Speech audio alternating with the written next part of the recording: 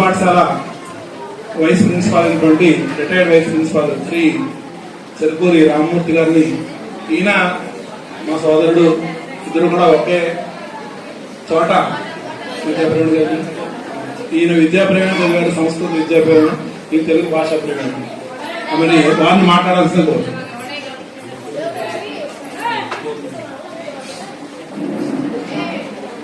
శుక్లాంబరధరం విష్ణుం శశివర్ణం చతుర్భుజం ప్రసన్నవదనం ఛాయే సర్వ విఘ్నోపశాంతయే.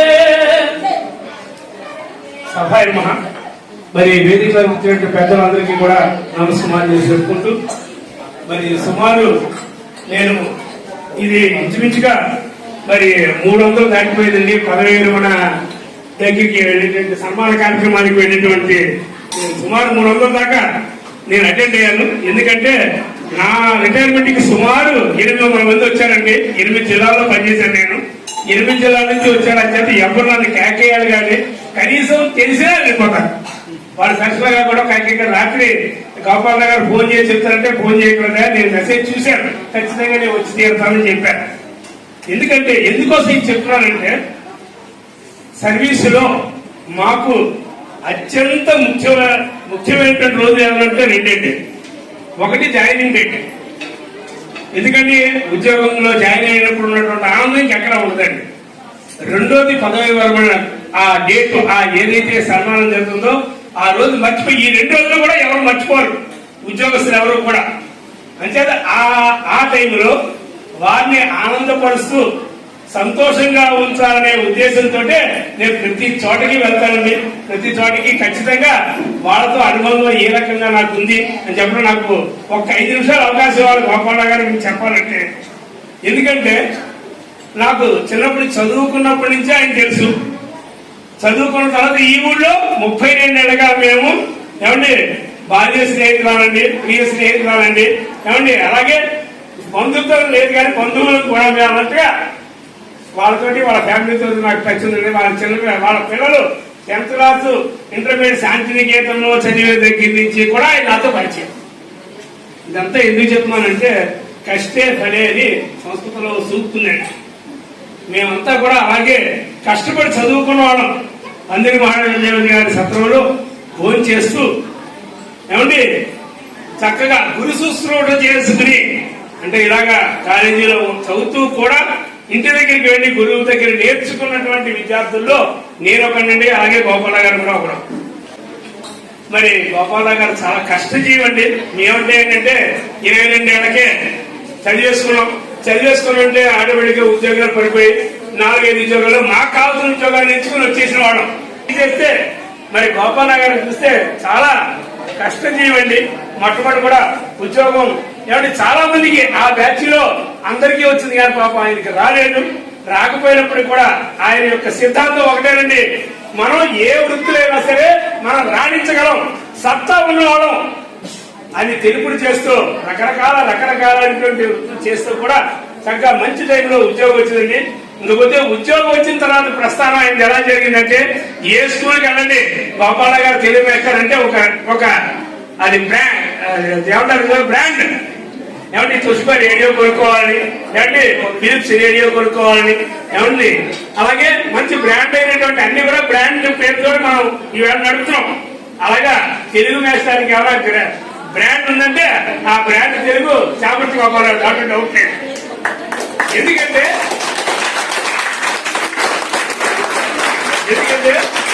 ఆయన సబ్జెక్టు అలాగే సంపాదించాడు, సబ్జెక్టు అందరికీ అలాగే పంచాడు, దాంట్లో డౌట్ లేదు. పెట్టుబడి కాల్సిన కానీ ఈ మీద లెక్చర్ గా రిటైర్ అయ్యాడు. ఆయన అప్పుడు ఇలా వేళ మీద మన జిల్లాలో చూసుకున్నట్టయితే ఒక 20-30 మంది దాకా ఉన్నారని తెలియమేస్తూ వీడు మా దగ్గరగా ఉంటుంటే తెలుగులో నాలా 90 ఎవరైతే గ్రంథాలు సేకరించి దాంట్లో ఉన్నటువంటి సారాన్నంతా కూడా వడబోసుకుని ఆయన దగ్గరికి అది తన యొక్క ఉపన్యాస ధోరణిలో కానీ లేకపోతే ఆయన యొక్క లెక్చర్స్ లో కానీ ఆయన యొక్క పాఠాల్లో కానీ చొప్పిస్తూ చక్కగా చెప్పారని చెప్పి ఆయనతో ఇంచుమించుగా ఈవేళ ఒక 6 ఇంటర్వ్యూ చేయడం జరిగిందంటే నాకు ఒక అలవాటు.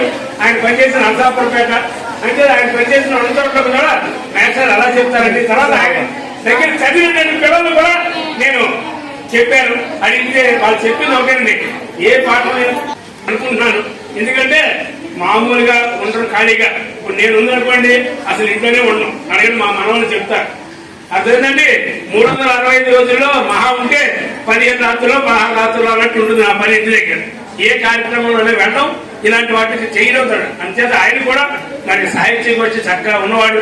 తర్వాత సాహిత్యం కూర్చొని సాహిత్యం మీ చక్కని ఇంట్రెస్ట్ కలిగిన చెప్పి తర్వాత సబ్జెక్ట్ ని మా గ్రూప్ లో అవుతాయి.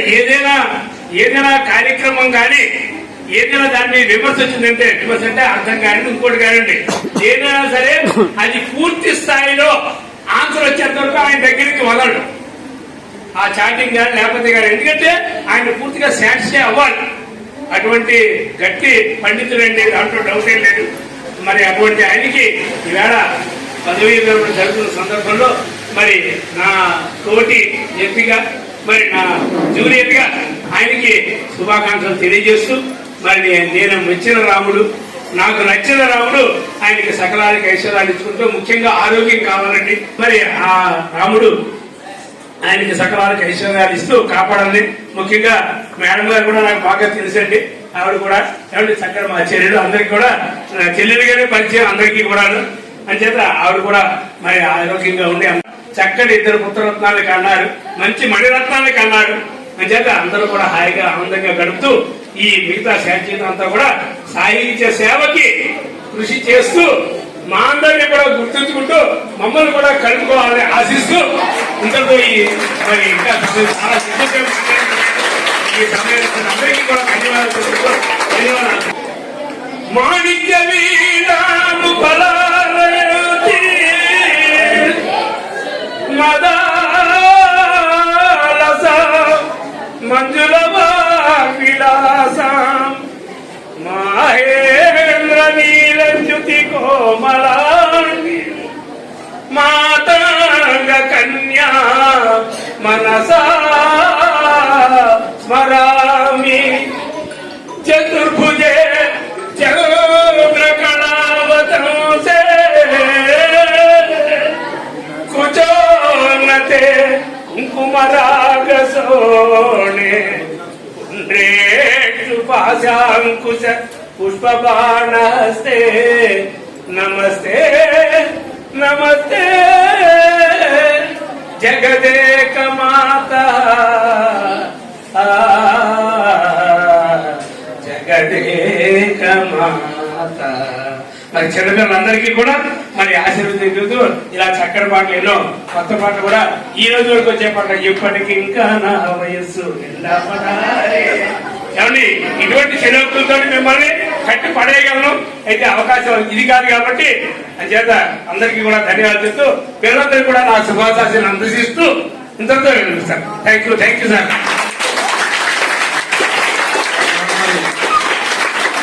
Thank you sir. మీ ప్రసంగంలో చివరి 2 లైన్లకు వచ్చిన రెస్పాన్స్ చూశారు కదా, మరి పిల్లలు కూడా నాకు యాక్టివేట్ అయ్యారు. Thank you very much. తర్వాత మంచి విషయాలు చెప్పినందుకు రామూర్తి గారు ధన్యవాదాలు తెలియజేసుకుంటూ ఈ కార్యక్రమానికి చేసిన మా మిత్రులు శ్రీ వేమరాజు రామభద్రరాజు గారు కూడా మాట్లాడవలసిన కోరుతున్నాను.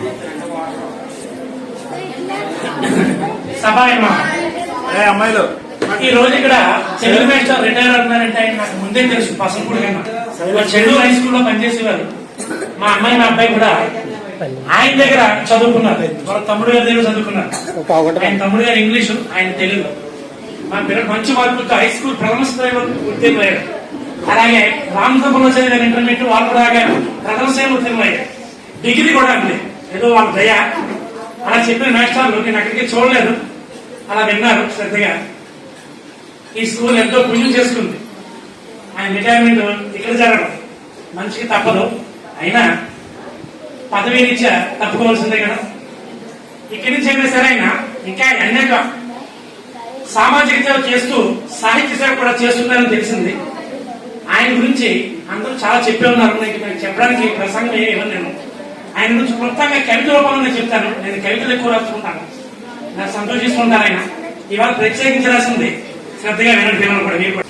శ్రీ చామంతి గోపాలరావు గారు, తెలుగు పండిట్, గ్రేట్ 1, పదవీ విరమణ సందర్భంగా నా కవిత.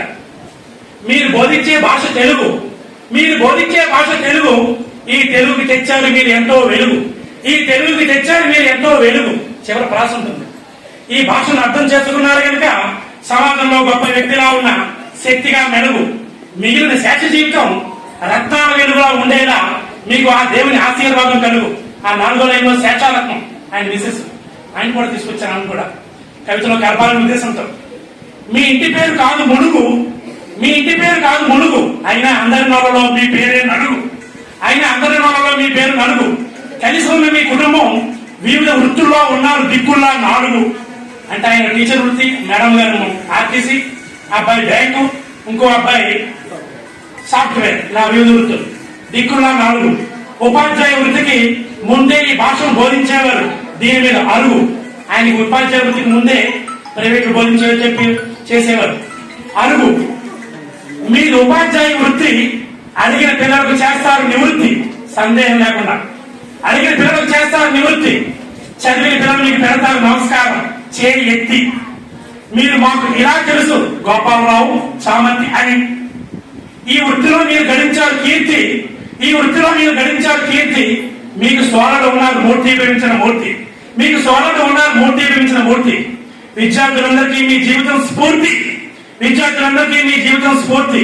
సామాజిక సేవలో మీరు పొందారు ఘనకీర్తి, సామాజిక సేవలో మీరు పొందారు ఘనకీర్తి. జై హింద్.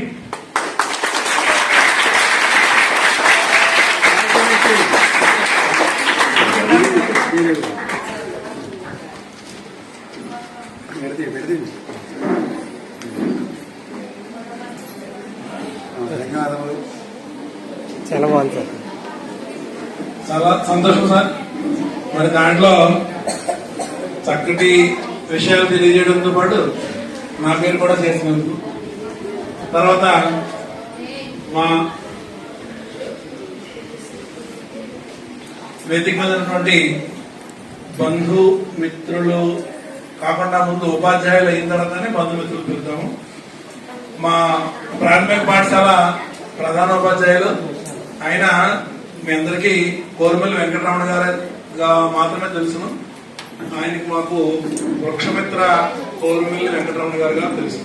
అటువంటి వెంకటరమణ గారిని వచ్చి మాట్లాడాల్సి కోరుతున్నాం.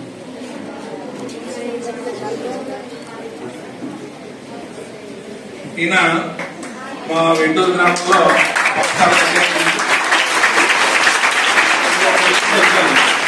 మన పర్యావరణాన్ని పరిరక్షించాలి, పచ్చదనాన్ని కాపాడాలి అని స్పీచ్లు ఇస్తే మొక్కలు పెరగవు కదా.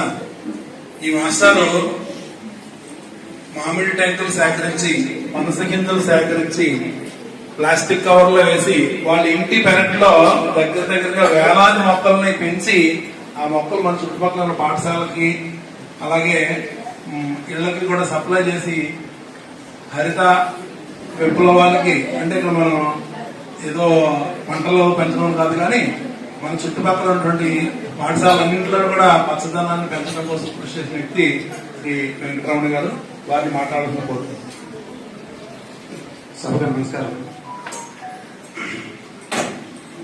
ఈ సమావేశం ఇచ్చేసినటువంటి మా అధికారులకు, తోటి ఉపాధ్యాయులకు హృదయపూర్వక నమస్కారం తెలుసుకుంటూ బాధలకు నా ఆశీస్సులు తెలుసుకున్నాను. ముఖ్యంగా మాస్టారు హేతువాది, అంటే దీన్ని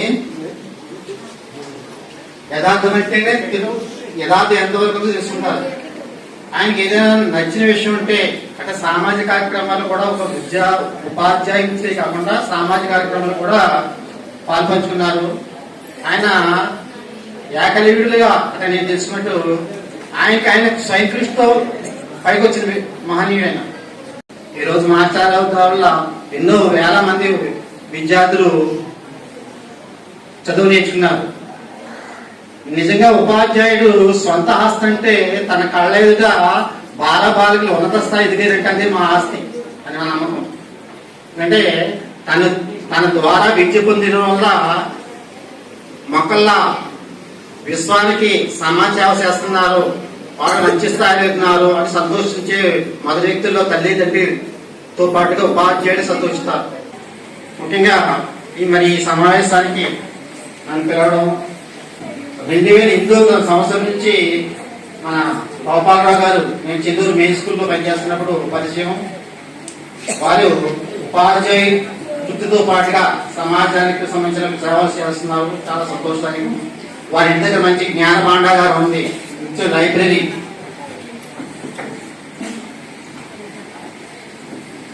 మరి వారి శాస్త్ర జీవితం ఎంతో మనసా వాచ సంతోషకరంగా ఆనందంగా జీవితం సాగాలని కోరుకుంటూ ఈ అవకాశం ఇచ్చినటువంటి వారికి హృదయపూర్వక కృతజ్ఞతలు.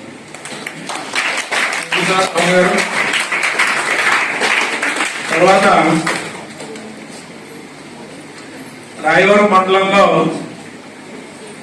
బాగా అయితే మా సోదరుడు నేను చెల్లూరు, నేను వెంటూరులో చేశాను. మా సోదరుడేమో పసలపూడిలో చేస్తున్నాను. 2 పాఠశాలలో పనిచేస్తాం. కొందరికి 3 పాఠశాలలో పనిచేసే అవకాశం ఉంటుంది. కానీ రాయవరం మండలంలో ఉన్నటువంటి రాయవరం పాఠశాల తప్ప మిగిలిన అన్ని పాఠశాలలోనూ పనిచేసేటువంటి అవకాశం వచ్చినటువంటి ఏకైక వ్యక్తి మన ఎదురుగుండా ఉన్నారు, శ్రీ వేణుగోపాల సింగుబాబు గారు. ఆయన తెలుగు మాస్టర్ గా మన మండలంలో రాయవరం తప్ప అన్ని పాఠశాలలోనూ వారి యొక్క సేవలు అందించడం జరిగింది. వారిని వచ్చి మరి తెలుగు డిపార్ట్మెంట్ కాబట్టి మంచి విషయాలు చెప్పవలసిందిగా ఆహ్వానం పలుకు. ఇందులో చిన్నపిల్లలు అప్పుడు 6th క్లాస్ వాళ్ళు ఎవరన్నా గుర్తుండే ఉంటుంది మాస్టర్ ఉన్నారు. ఎవరున్నాను మరి సామర్థ్య శ్రీనివాస గోపాలరావు గారితో నా అనుబంధం ప్రత్యక్షంగా పరోక్షంగా చాలా ఉంది. వారు నేను ఒకే కళాశాలలో చదివాము. మా సూపర్ సీనియర్ అయిన అక్కడి నుంచి మొదలు పెడితే గౌతమి విద్యాపీఠంలో మేము చదువుకున్నాం.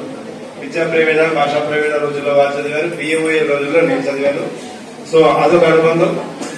తర్వాత ఈ పాఠశాలలో 2016లో నేను డిప్యుటేషన్ గా పనిచేస్తున్నప్పుడు వారు ట్రాన్స్ఫర్ లో ఈ స్కూల్కి రావడంతో వారు ప్రవేశించారు, నేను నిష్క్రమించాను. అదొక అనుబంధం. తర్వాత మరి చెల్లూరులో కూడా వారు నిష్క్రమించిన తర్వాత నేను ప్రవేశించాను చెల్లూరు పాఠశాలలో. సో ఆ విధంగా వారి వెన్నంటి నేను వెనకాల, ఆయన ముందు. అలా ఈ రాయవరం మండలంలో మేస్టర్ చెప్పినట్లుగా అనేక పాఠశాలలు చూస్తారు. ఇప్పుడు ప్రజెంట్ రాయవరం మండలంలో చెల్లూరు మాస్టర్లో పనిచేస్తున్నారు. సో మాస్టర్తో నా అనుబంధం చాలా ముఖ్యమైనది. మేము ఎప్పుడు కూడా ఎక్కువగా ఈ కాంప్లెక్స్ మీటింగ్స్ లో కలుస్తూ ఉంటాం. వారి యొక్క ఆలోచనలు షేర్ చేసుకుంటూ ఉంటాం. సో వారి యొక్క భావాలు చాలా విశాలమైనవి, చక్కగా ఆలోచిస్తారు. మంచి జీనియస్ కూడా. వారి చేతిలో ఎంతో మంది విద్యార్థులు ఉత్తమ పౌరులుగా తీర్చిదిద్దబడ్డారు. ముఖ్యంగా ఇంకొక గొప్ప మెమరబుల్ విషయం ఏంటంటే వారి అబ్బాయి, 2వ అబ్బాయి నా స్టూడెంట్. ఆ అబ్బాయికి నేను 10th క్లాస్ చెప్పడం మరి జరిగింది. సో ఆ విధంగా కూడా వారితో పరోక్ష అనుబంధం నాకు ఉంది. సో ఇక్కడ కూడా ఈ స్కూల్లో కూడా మరి నేను నిష్క్రమించిన తర్వాత వారు వచ్చారు. మరి ఇక్కడ వారు పదవి విరమణ చేస్తున్నారు. వారి శాస్త్ర జీవితం మరి విశ్రాంతి జీవితం అంతా కూడా చక్కగా ఆనందమయంగా ఉండాలని, మరి ఇంకా మంచి మంచి సత్కార్యాలు చేయాలని కోరుకుంటూ ఇంతతో thank you sir. Thank you sir. అయితే సింగబాబు గారికి ధన్యవాదాలు. తర్వాత హిందీ మేడం గారు,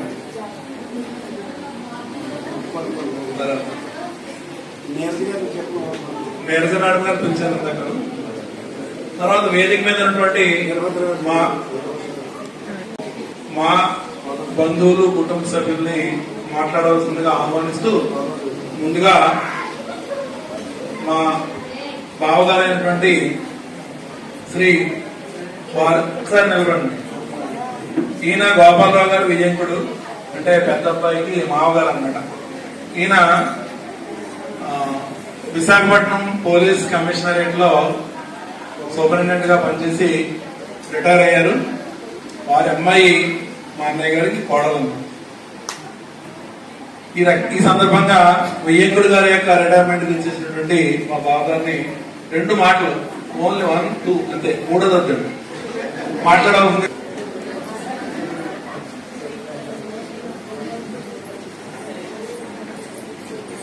సభగా చూసిన చంద్రబాబు గారు, శ్రీరామూర్తి గారికి, ఎంఈఓ గారికి, మా మోహన్ గారి శ్రీనివాస్ గోపాలరావు గారికి, మా చెల్లెమ్మ శేషారావు గారికి, మిగతా వచ్చిన సహచర టీచర్లందరికీ కూడా నా నమస్కారాలు. వారి గురించి వాస్తవమైన విషయాలు అందరూ చెప్తూ ఉన్నారు. వేరే పెద్ద విపరీతంగా చెప్పవలసిన అవసరం లేదు. జనరల్ గారిని ఆయన ఎన్ని కూడా చాలా చక్కగా చేయాలని చెప్పారు.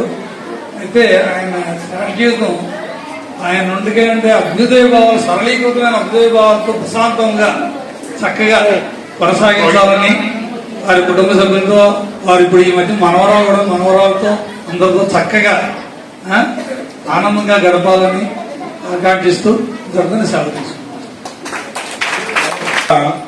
మా చిన్నన్నయ్య గారు ఆయన హనుమంతరావు గారు ఒకసారి నిలబడండి. ఈయన నాకు అన్నయ్య అన్నమాట.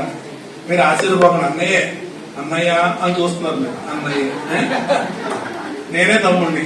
ఈయన గోపాలరావు గారి తర్వాత ఆయన తర్వాత నేను లాస్ట్ అన్నమాట. మా ముగ్గురు కన్నా పెద్ద ఆయన ఒక ఆయన ఉండేవారు, ఆయన లేరు. నలుగురు అన్నదమ్ములు ఉంది, ఒక అక్క, ఆవిడ కూడా లేదు. మరి నేను చాలా చిన్నవాడు. కూర్చోండి. అంటే ఇప్పుడు రిటైర్ అవుతున్నారు కదా మీ వేషాలు. నేను ఇంకొక 5 సంవత్సరాల తర్వాత రిటైర్ అవుతాను. ఎవరు పెద్దలో ఉన్నారు? నేనే కదా. చిన్నప్పటి నుంచి అలాగే పెద్దవాళ్ళగా ఉంటాడు. నన్ను ఎత్తుకునేవారు అన్నమాట. ఈయన నాకు ఏబిసిడీలు వాళ్ళు కూడా ఈయన నేర్పారు. ఆయన దగ్గర నేర్చుకున్నాను చిన్నప్పుడు. అది నేను చెప్పవలసిన విషయాలు ఒక సన్మాన పత్ర రూపంలో రాయడం జరిగింది కాబట్టి అది చదివినప్పుడు తెలియజేస్తాను. ముందుగా మా పెద్దన్నయ్య గారి గురించి చెప్పవలసిందిగా మా చిన్నన్నయ్య అయినటువంటి ఆయన పేరు హనుమంతరావు గారు, నా పేరు శ్రీరామచంద్రమూర్తి, మీ నాశార్ పేరు గోపాల్ గారు. హనుమంతరావు గారిని మాట్లాడాల్సిందిగా కోరుతున్నాను. సభకు నమస్కారం. వేదికటువంటి ఎంఈఓ గారి, సన్మానిత మా సోదరులు శ్రీనివాస గోపాలరావు గారికి, నా తమ్ముడికి ఆశీస్సులు, ఇంకా వేదిక అనుకరించినటువంటి పెద్దలందరికీ కూడా, ఈ స్కూల్లో పనిచేసిన ఉపాధ్యాయులందరికీ కూడా నా హృదయపూర్వక నమస్కారాలు తెలియజేస్తూ, పిల్లలకి ఆశీస్సులు తెలియజేస్తూ, మా అన్నయ్య గురించి చెప్పాలంటే ఎవరి సొంత డబ్బాలు వారు రాకపోలేదు. ఈ అందరికీ తెలిసిన విషయమే. యథార్థవాది లోక విరోధి అన్నారు. యథార్థంగా ఉన్నది ఉన్నట్టుగా ముఖం మీద చెప్పబడిన స్వభావం తెలియవాడు మా సోదరుడు. ఇందులో మేము మా అన్నయ్య కార్యనిర్వహణలో కరెక్ట్గా ఉండేవాడు మా బ్రదర్, మా తమ్ముడు. కరెక్ట్గా పడేవాడు మా అన్నయ్య. మేము సంయమనం అంటే రెండింటికి కాకుండా గోడ మీద పిల్లవాడు ఉంటారు సరే సేమ్. ఎందుకంటే సమస్యలు రాకుండా పరిష్కరించకూడదు, జీవన ప్రయాణం సాగుతూ ఉండాలి. అందరూ ఒకే విధంగా ఉండేవాడి. అందరూ రాజు అవ్వాలంటే మంత్రులు, మంత్రి ఎవరు చేసే పని వాళ్ళు చేసుకుంటారు. కుటుంబం నడవాలంటే ఆ కుటుంబ దూరాలు కాపాడుకోవడానికి ఒక పద్ధతి ఉండాలి. అదేవిధంగా ముగ్గురు టీచర్స్. నేను కూడా కాన్వెంట్ స్కూల్, నేను వెంకటేశ్వరంలో అసిస్టెంట్ ఎగ్జిక్యూటివ్ గా పనిచేసి రిటైర్ అయ్యాను. నాకు మా బ్రదర్కి 1 సంవత్సరం, కానీ మాకు 58 సంవత్సరాలు రిటైర్మెంట్ కాబట్టి నేను అప్పుడే 3 years అయిపోయింది నేను రిటైర్ అయిపోయి. ఇప్పుడు ప్రస్తుతం 1.5 years మీద వెనకాల ఉన్న వర్కర్స్ కి, అదే వెనకాల మా అసిస్టెంట్కి విద్య నేర్పడం గురించి 1.5 సంవత్సరాలు పనిచేశాను. అంతేకాని ఈయన ఒక రకంగా చెప్పాలంటే అందరూ అలా ఉండాలని కాదు. మనం 10 మొక్కలు నాటినప్పుడు 10 మొక్కల్లో బలంగా ఒకటి బయలుదేరుతుంటుంది. అలాగే ఉండాలి అనుకుంటాను. అందరూ కూడా బాగా కాయకుంటారు. మరి ఇంతమంది విద్యార్థులకి విద్య నేర్పించినప్పుడు అందరూ సంయమనంగా ఉండాలి, అందరూ సాఫ్ట్వేర్ ఉద్యోగులు ఎవరు ఉండాలని అనుకోవడం తప్పదు. ఒకటి పోలీస్ డిపార్ట్మెంట్ కాదు, ఇంకోటి ఉండాలి. ఇందులో ధర్మంగా, న్యాయంగా, మంచిని మంచిగాను, చెడ్డగా చెప్పేటువంటి ధైర్యం కొంతమందికి ఉండాలి. ఎందుకంటే మా అన్నయ్యలాగా నాకులాగే ఉంటే మరి అందరూ నెగ్గే విషయం ఉండదు. ఉన్నది ఉండగా చెప్తున్నా. అంతే ధర్మాన్ని ధర్మంగా చెప్పగలిగినటువంటి సత్తా కొంతమంది తయారు చేయాలంటే అందరు బలహీనంగా రెక్కలాగిస్తే ఇంకా ముందుకు జరిపించేవాళ్ళు. కదుగురి వీరేశ్వరం గారు ఉన్నారు, ఆయన సంఘ సంస్కరణ చేశారు, వాళ్ళు చేశారు, వీళ్ళు చేశారు, మనం ఎన్నో పాఠాలు అనుకుంటాం. కానీ మన దగ్గర వచ్చేసరికి ఏమవుతుందంటే కొంచెం మన జాగ్రత్తలో మనం ఉండాలి. అవతల వాడు పక్క అయిపోతే అలాగే ఈ రోజు కదుగురి వీరేశ్వరం వాటి సంఘ సంస్కరించేటువంటి వాళ్ళ విషయాలు ఉండవు. అదేవిధంగా మంచి వ్యక్తిత్వం ఉన్నటువంటి వ్యక్తి, నాలో లేని సద్గుణాలు గుర్తించిన వ్యక్తి, అంటే కొంచెం దురుసుగా ఉంటుంది చెప్పడం. యథార్థవాది లోక విరోధి. మనం ఏడు కాకుండా ఉంటే మంచివాడు అయిపోతాం, సైడ్ అయిపోతాం. కానీ యథార్థం కరెక్ట్గా మాట్లాడేవాళ్ళు ఉంటారు, అవసరానికి ఉంటారు. వాళ్ళు సందర్భం సైడ్ అయిపోతారు. వాడు ముందుకెళ్ళేసి ఏదైనా మంచి జరిగితే వాడితో పాటు ఉంటుంటారు, మంచి జరగకపోతే అందరూ సైడ్ అయిపోతారు. అది జాగ్రత్త ఈ రోజుల్లో చాలా మసులుకోవాల్సిన విషయం. ఇప్పుడు అందులో యద్యత జగతి శ్రేష్ఠ తత్రదీవే ప్రవచన సహిత్ ప్రమాణం గురిది లోకస్తు ఉంటే గీతలో చెప్పబడింది. గీతలో గీతాచార్యులు చక్కగా చెప్పాడు, మన అర్థం చేసుకోవడంలో ఉంటుంది. ఎప్పుడు కూడా చక్కగా మన ప్రమాణంగా ఎవరు తీసుకోవాలి, మనం ఇలాంటి వాళ్ళని తీసుకోవాలి. ఇతని సమాజంలో జరిగినటువంటి అన్యాయం ఏంటి, అక్రమం ఏంటి, ఏదో బెదిరించేటువంటి వాళ్ళు ఇంతమంది 100 మంది విద్యార్థులు ఉంటే అందరూ అలా ఉండరు. కనీసం ఇందులో ఈయన వేసిన విత్తనాల్లో కొన్ని విత్తనాలనే న్యాయం గురించి, ధర్మం గురించి ఎదిరించేటువంటి సత్తా ధైర్యం ఉన్నట్లయితే ఈ సమాజం కొంతవరకైనా బాగుపడుతుంది. ఎందుకంటే ప్రస్తుత సమాజంలో ధర్మం అనేది లేదు, న్యాయం అనేది లేదు. కరెక్ట్గా మనం చెప్పాలంటే బ్రతుకు వీళ్ళకి బ్రతుకు తెరువు నేర్పాలి ఫస్ట్. అర్థమైందా?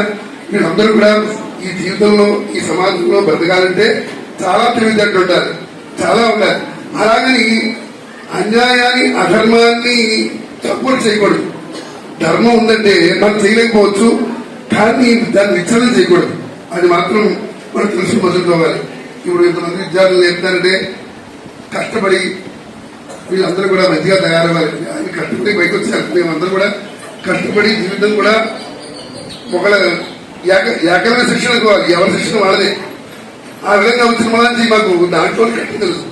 ఆయన చెప్పేది ఏమవుతుందంటే 1-4 సార్లు చెప్పేసరికి అర్థమైన వాడికి ఇసుగా ఉంటుంది, కానీ అర్థమైన వాడికి ఆయన బాగా చెప్పారు. ఆయన ఒకసారి అర్థం లేదు, 2 సార్లు అర్థం, 3-4సారి బాగా అర్థమైంది అని వాడు మాకు ఇంప్రెస్ అవుతాడు.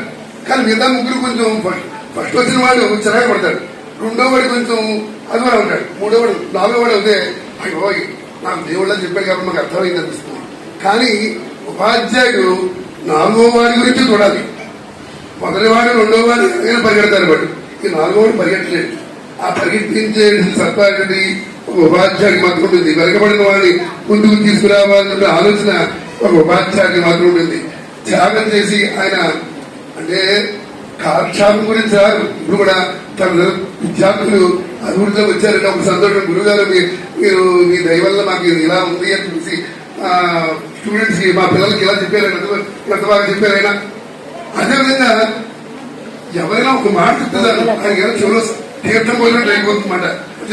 ఉపాధ్యాయుడు తల్లిదండ్రుల తర్వాత ఉపాధ్యాయుడు ఎంతో ఆనందపడతాడు తన బిడ్డకి ఇలా బిడ్డ తల్లిదండ్రులు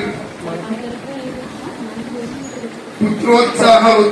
తండ్రికి పుత్రుడు కలువరి పడగా పుట్ల జిల్లా పుత్రుడిని కలువరి పడగా పుత్రోత్సాహం ముందున్నాడు పుత్రుడు అన్నారు. అదేవిధంగా పిల్లలు పెద్దవాళ్ళు అయ్యి మంచి అభివృద్ధిలో ఉన్న తర్వాత తల్లిదండ్రులు ఎంతో ఆనందపడతారు. మరి కనీ పెంచలేదు, ఇది ఏం సంబంధం లేదు. కానీ త్యాగం ఏంటి, వాళ్ళని ఉన్నత శిఖరాలు అధిరోహించాలి. అధిరోహించిన తర్వాత వాళ్ళ ఉన్నత స్థితి చూడాలి. ఒకసారి గురువు గారు మీ దైవాలని ఒక నమస్కారం పెట్టాలి, ఆయనకు ఎంత ఆనందం కలుగుతుందో మీకు చెప్పలేదు మాట. లేదా ఉపాధ్యాయ వృత్తిలో ఉన్న వాళ్ళకి కలిగే ఆనందం ఎంత అంతగా. ఆయన చివరి వరకు కూడా ఆయన చక్కగా చెప్పి చాలా మంచిగా ఉన్నారని విద్యార్థుల ద్వారా ఉపాధ్యాయుల ద్వారా తెలుసుకున్నాం. కాబట్టి ప్రతి ఉపాధ్యాయుడిని గౌరవించిన నాన్న మీ యొక్క జీవితాన్ని తీర్చిదిద్దుకోండి. ఆయన కోపడ్డారంటే మీరు కోపంతో కాదు, ఆయన మిమ్మల్ని కోపడినా ఒకళ్ళు కొట్టినా మిమ్మల్ని కోపంతో కాదు, మీ ఉన్నతంగా మిమ్మల్ని చూడాలని, మీరు అభివృద్ధిలో ఉండాలని మిమ్మల్ని నమ్మి ఈ హై స్కూల్కి పంపించే వాళ్ళు ఎవరు మధ్య తరగతి వాళ్ళు ఉంటారు. అందరూ కూడా ఏమాత్రం సత్తా ఉన్నా ప్రైవేట్ స్కూల్కి వెళ్ళిపోతున్నారు. అర్థమైందా? అటు ఇటు కాకుండా వాళ్ళు మధ్య తరగతిలో ఉంటారు. వీళ్ళు మిడిల్ క్లాస్, వీళ్ళు చదువులో కూడా అటు ఎక్కువగా ఉండలేరు, ఇటు తక్కువ ఉండలేరు. వీళ్ళనే వాళ్ళతో కాంపిటేటివ్ గా తయారు చేయాలని వీళ్ళు ఎక్కువ తాపత్రపడుతున్నారు. ఈ గవర్నమెంట్ ఉన్నత పాఠశాలలో ఉన్న వాళ్ళు కూడా వాళ్ళని అర్థం చేసుకుంటూ మీరు కూడా మీ ఆ స్థాయికి వాళ్ళు రావాలంటే వాళ్ళు ఆ ప్రైవేట్ పాఠశాలలో ఉన్నటువంటి వాళ్ళతో మీరు కాంపిటేటివ్ తయారు చేయాలంటే మీరు వాళ్ళు కోఆపరేట్ చేయాలన్నమాట. అర్థమైందా? వాళ్ళు చెప్పిన విధానం అంతా కూడా అర్థం చేసుకోవాలి. వాళ్ళు ఎందుకు దండించినా ఏం చేసినా సరే మీరు మన మంచి గురించి చేసేసారు. మన తల్లి కాదు తండ్రి కాదు గురువు ఆయనకి జన్మ చేస్తారు. ఈ చెప్పినా చెప్పకపోయినా పాటలు చెప్పిన చెప్పకపోయినా జనం వచ్చేస్తాయి. అంత కట్టుకోవాల్సిన అవసరం ఉంది, అంత నోరు పడి గింజుకోవాల్సిన అవసరం ఉంటుంది. కానీ అది మాత్రం గుర్తించుకోండి, గురువు మీకు కనిపించారు. కానీ జ్ఞానాన్ని ఉన్నతంగా ఇచ్చేవాడు గురువు. గురువుని ఎప్పుడైతే గౌరవిస్తామో నీ జీవితం ఉన్నతంగా ఉంటుందని గ్రహించాలని తెలియజేస్తూ ఈ అవకాశం ఉంటే వెళ్ళాలని కూడా నమస్కారం చేస్తూ మా సోదరులకి ఇప్పుడు ఈ ముందు మాట్లాడినటువంటి హనుమంతరావు గారు కూడా మాతో పాటే చక్కటి విషయాలు తెలియజేసినందుకు పిల్లలందరి తరఫున కూడా ధన్యవాదాలు తెలియజేసుకుంటూ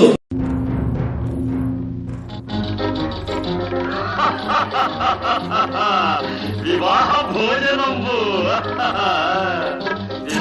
భోజనంబు నిన్నైన వంటకంబు ఇయాల వారి విందు ఒక్కొక్క నాకే ముందు. వివాహ భోజనంబు నిన్నైన వంటకంబు ఇయాల వారి విందు ఒక్కొక్క నాకే ముందు. ఆహా